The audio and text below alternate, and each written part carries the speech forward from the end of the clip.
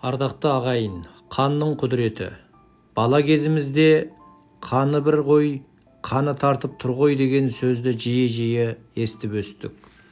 Қанына тартпағанның қарысынсын, тағы басқа қан деген қасиетті ұғымдардың астарында туыстық жақындықтың нышаны жататынын аңғаратын едік. Бірақ қазақ неге осы сөзге тоқтаған?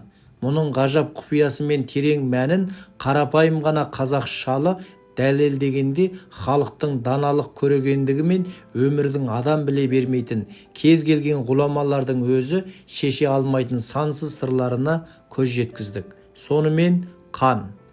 1895 жылы әйгілі Бұқара медресесін бітіріп, Дәмолла атағын алған Кәтен 1899 жылы Мекке мен Мәдинаға барып қажы атанды. Туған жеріне келіп медресе ашты. Әкесі де өзі де дәулетті өмір сүрді. 1917 жылы Алашорда үкіметіне ер-тұрманымен 100 жорға ат берді. Байлығымен де, мырзалығымен де, молдалық, көріпкелдік қасиеттерімен де аты көпке жайылды. 1928 жылы бүкіл мал-мүлкі кәмпеске ұшырап талауға түсті. Өзі жатарда бар, таңертең жоқ болып шықты. Сол кеткеннен мол кетті. Артында қалған әйелі мен балалары 1932 жылы аштан қырылды. Інілері 1932 жылы халық жауы болып ұсталып атылды. Сөйтіп, қара суы қатық болып ұйыған, жақсы істермен елді аузына қаратқан бүкіл бір әулеттің оты сөніп, аты өшті. Арада 28 жыл өтті. 1956 жылдың жазы.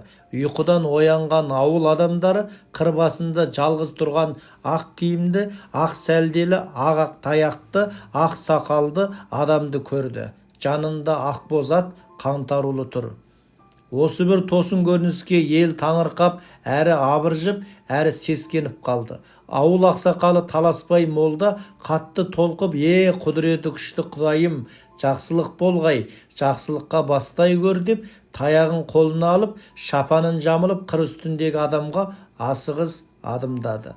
Оған 3-4 адам ерді. Молда жақындай бере, «Алла, Алла, көргенімді рас қыла көр» деп, оқыс тауыстап қалды да, «Кәтекем, асыл туған Кәтекем, арысым, ағайкем» деп таяғын тастай жүгіріп, кең құшағын жая, қатты үн шығара өкіре ұмтылды.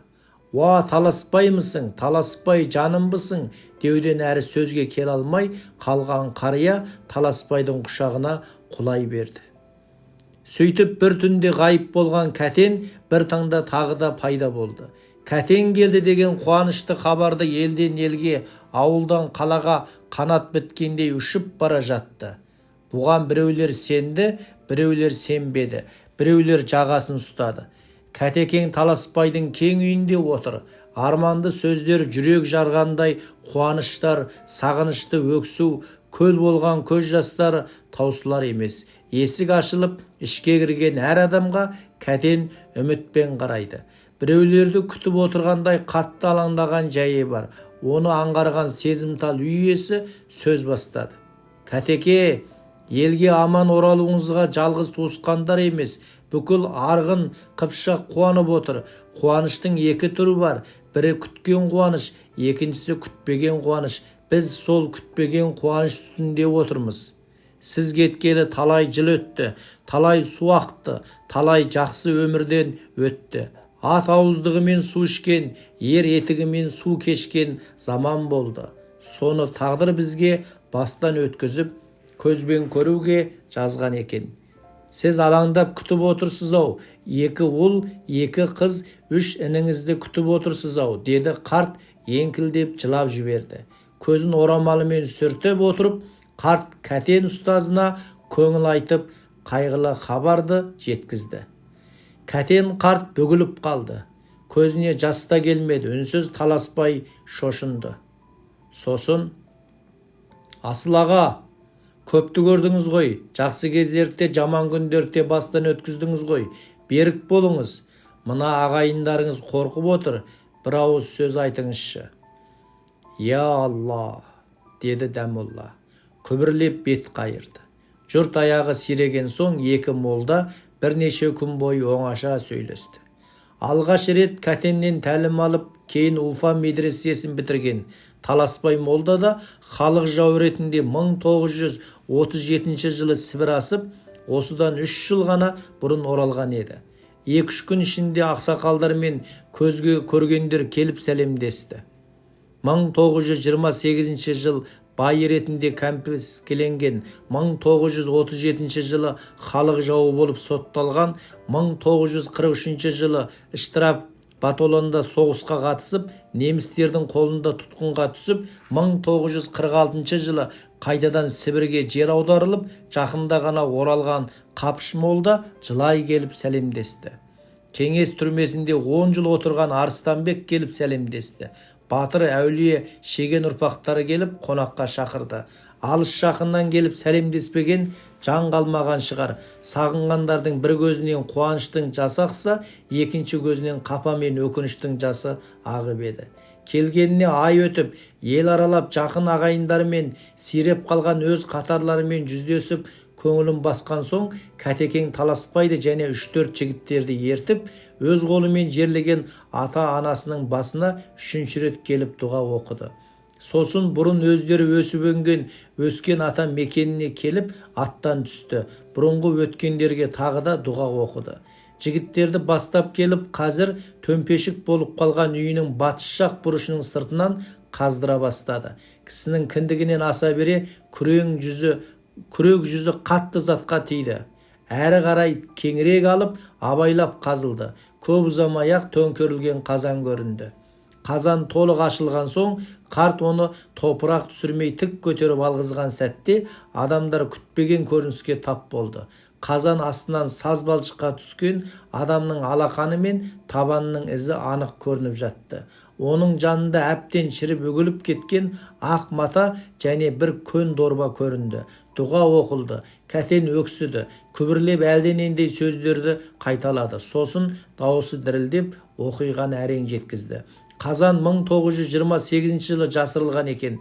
2 бөлек саз балшықтағы әкесі мен анасының алақаны мен табанының әдейі бастырылған із екен. Кәтен 2 таңбаны алып кезек-кезек сүйді. Көзіне жас келді.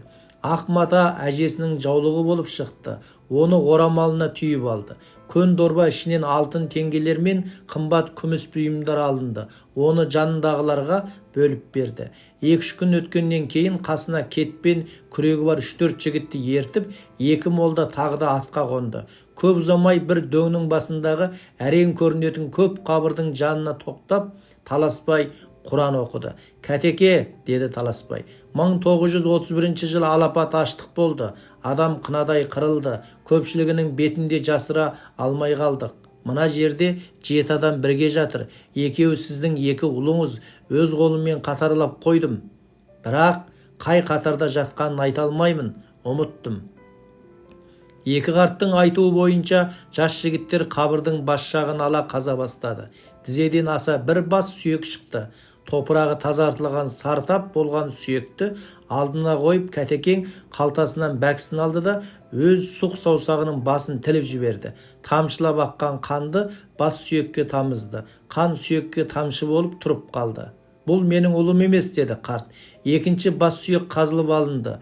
Қарт өз қанының бір тамшысын тамызған сәтте қан бас сүйекке құмға құйған судай сіңіп кетті. Сол сәтте Кәтекең, ботам, жаным, мен әкеңмін, әкең келді басыңа, Құдайдың бұл кездестіргеніне шүкір деп, бас сүйекті кеудесіне қысып алып, домаланып сүйе бастады да бүгіле берді. Кәтеке, деді Таласбай. Кәтекең үзіліп кеткен екен. 28 жыл бойғы құпиясын дана қарт өзімен бірге ала кетті.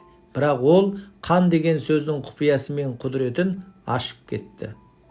Бұл жазбаның авторы жазушы, этнограф, материк, ғалым, педагог Сейіт Кенжеахметұлы. Және бір жазба соңынан. Универде оқып жүргенімде яссауи тану деген сабақтан үйге тапсырма берген еді.